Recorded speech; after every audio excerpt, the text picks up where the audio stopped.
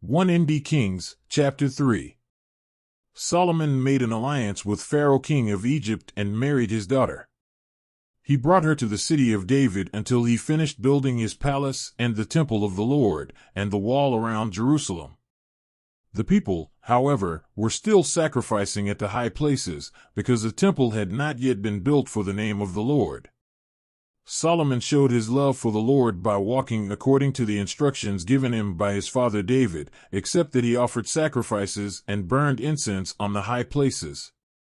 The king went to Gibeon to offer sacrifices, for that was the most important high place, and Solomon offered 1,000 burnt offerings on that altar. At Gibeon the Lord appeared to Solomon during the night in a dream, and God said, "Ask for whatever you want me to give you." Solomon answered, "You have shown great kindness to your servant, my father David, because he was faithful to you and righteous and upright in heart. You have continued this great kindness to him and have given him a son to sit on his throne this very day. Now, Lord my God, you have made your servant king in place of my father David. But I am only a little child and do not know how to carry out my duties. Your servant is here among the people you have chosen, a great people, too numerous to count or number. So give your servant a discerning heart to govern your people and to distinguish between right and wrong. For who is able to govern this great people of yours?" The Lord was pleased that Solomon had asked for this. So God said to him, "Since you have asked for this, and not for long life or wealth for yourself, nor have asked for the death of your enemies, but for discernment in administering justice, I will do what you have asked. I will give you a wise and discerning heart, so that there will never have been anyone like you, nor will there ever be. Moreover, I will give you what you have not asked for, both wealth and honor, so that in your lifetime you will have no equal among kings. And if you walk in obedience to me and keep my decrees and commands as David your father did, I will give you a long life." Then Solomon awoke, and he realized it had been a dream. He returned to Jerusalem, stood before the ark of the Lord's covenant, and sacrificed burnt offerings and fellowship offerings. Then he gave a feast for all his court. Now 2 prostitutes came to the king and stood before him. One of them said, "Pardon me, my lord. This woman and I live in the same house, and I had a baby while she was there with me. The 3rd day after my child was born, this woman also had a baby. We were alone, there was no one in the house but the 2 of us. During the night this woman's son died because she lay on him. So she got up in the middle of the night and took my son from my side while I, your servant, was asleep.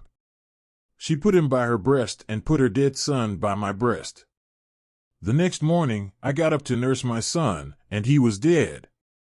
But when I looked at him closely in the morning light, I saw that it wasn't the son I had born." The other woman said, "No. The living one is my son, the dead one is yours." But the first one insisted, "No. The dead one is yours, the living one is mine." And so they argued before the king. The king said, "This one says, 'My son is alive and your son is dead,' while that one says, 'No. Your son is dead and mine is alive.' Then the king said, 'Bring me a sword.'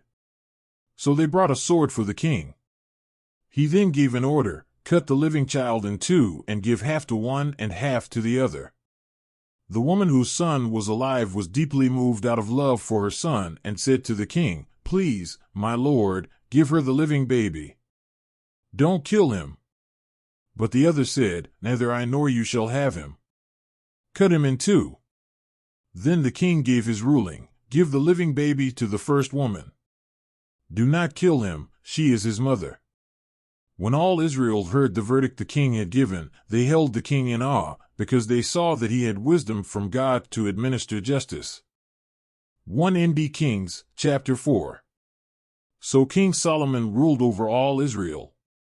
And these were his chief officials: Azariah son of Zadok, the priest; Elihoreph and Ahijah, sons of Shisha, secretaries; Jehoshaphat son of Ahilud, recorder; Benaiah son of Jehoiada, commander-in-chief; Zadok and Abiathar, priests; Azariah son of Nathan, in charge of the district governors.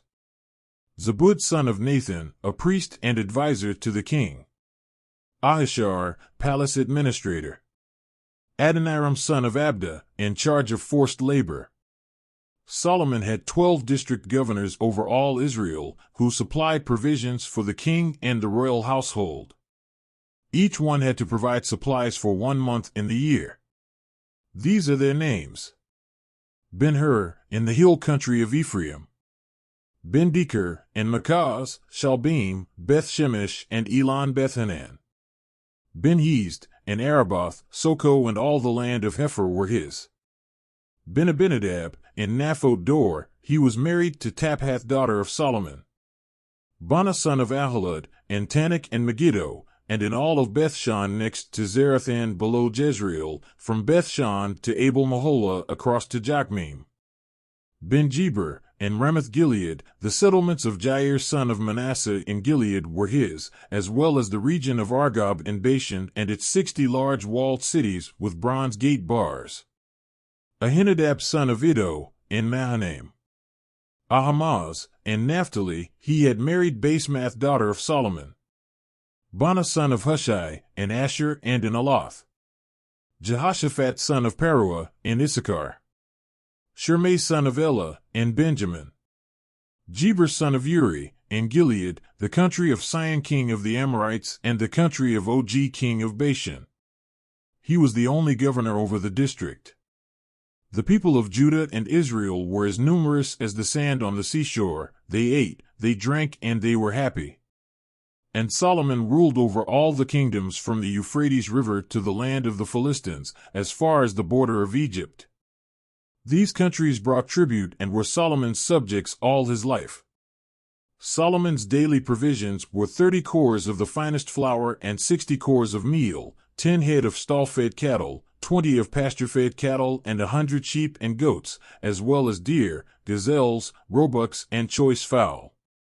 For he ruled over all the kingdoms west of the Euphrates River, from Tifsa to Gaza, and had peace on all sides. During Solomon's lifetime, Judah and Israel, from Dan to Beersheba, lived in safety, everyone under their own vine and under their own fig tree. Solomon had 4,000 stalls for chariot horses and 12,000 horses. The district governors, each in his month, supplied provisions for King Solomon and all who came to the king's table. They saw to it that nothing was lacking.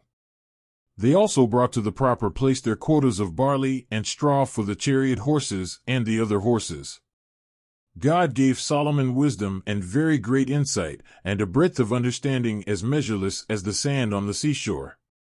Solomon's wisdom was greater than the wisdom of all the people of the East, and greater than all the wisdom of Egypt. He was wiser than anyone else, including Ethan the Ezrahite, wiser than Heman, Kakal, and Darda, the sons of Mahal. And his fame spread to all the surrounding nations. He spoke 3,000 proverbs, and his songs numbered 1,005. He spoke about plant life, from the cedar of Lebanon to the hyssop that grows out of walls. He also spoke about animals and birds, reptiles and fish. From all nations people came to listen to Solomon's wisdom, sent by all the kings of the world, who had heard of his wisdom.